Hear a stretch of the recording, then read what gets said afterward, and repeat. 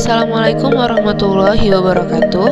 Di sini saya akan memaparkan materi mengenai parameter pencemaran lingkungan yang mencakup pencemaran air, pencemaran udara, dan pencemaran tanah.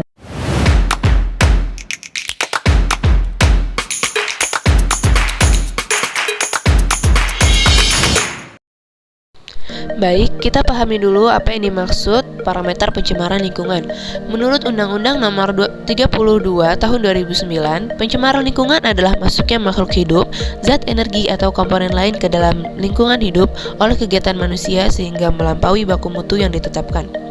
Sedangkan parameter pencemaran lingkungan adalah ukuran fisika, kimia, dan biologi yang dipakai untuk menilai kualitas air, udara, atau tanah apakah masih aman atau sudah tercemar.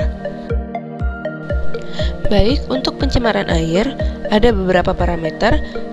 Secara fisika, misalnya suhu, kekeruhan atau TSS, warna, dan bau.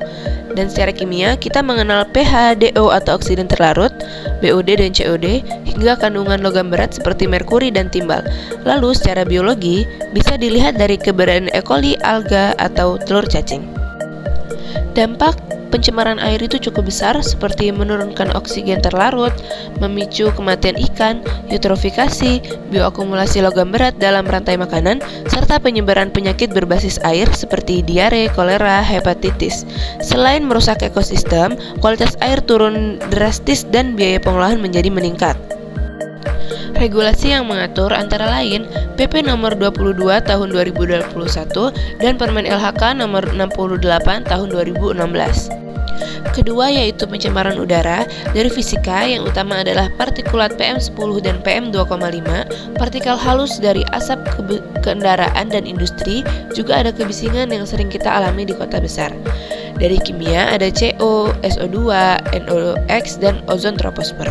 Misalnya CO bisa berikatan dengan hemoglobin, bikin keracunan. SO2 dan NOx bisa menimbulkan hujan asam. Dari biologi ada mikroba di udara seperti penyebab TBC atau influenza, dan juga serbuk sari yang memicu alergi. Dampak dari pencemaran udara itu antara lain dapat menimbulkan penyakit pernapasan seperti ISPA, PPOK, asma, dan kanker paru, hingga gangguan jantung, stres akibat kebisingan, menurunkan hasil pertanian, merusak bangunan melalui hujan asam, dan dapat memperburuk perubahan iklim global. Regulasi yang mengatur tentang udara itu PP nomor 22 tahun 2021 dan Permen LHK nomor 14 tahun 2020. Yang ketiga itu pencemaran tanah.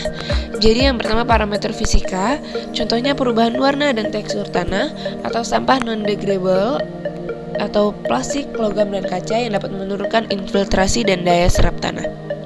Kemudian parameter biologinya, ada telur cacing dan bakteri berbahaya seperti Clostridium tetani yang menyebabkan tetanus, dan kemudian dari kimia yaitu logam berat, pestisida, dan perubahan pH tanah yang membuat tanah jadi tidak subur. Kemudian selanjutnya dampak dari pencemaran tanah, jadi dapat menurunkan kesuburan dan produktivitas pertanian, mencemari air tanah, bioakumulasi logam beracun melalui tanaman, serta menimbulkan penyakit berbasis tanah seperti kecacingan, tetanus, dan keracunan kronis akibat residu kimia. Regulasi yang mengatur tanah itu antara lain PP nomor 22 tahun 2021, Permen LHK nomor 101 tahun 2018, dan Permenkes nomor 2 tahun 2023.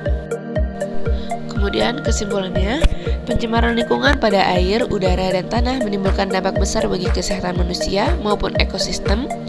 Air tercemar dapat memicu penyakit berbasis air, udara kotor memperburuk kesehatan pernapasan dan iklim, sedangkan tanah tercemar menurunkan kesuburan dan membawa racun ke rantai makanan. Pemantauan parameter fisika, kimia, dan biologi sesuai regulasi menjadi kunci menjaga kualitas lingkungan agar tetap aman dan berkelanjutan. Mungkin cukup dari saya mengenai materi parameter pencemaran lingkungan. Terima kasih atas perhatiannya. Saya akhiri, wassalamualaikum warahmatullahi wabarakatuh.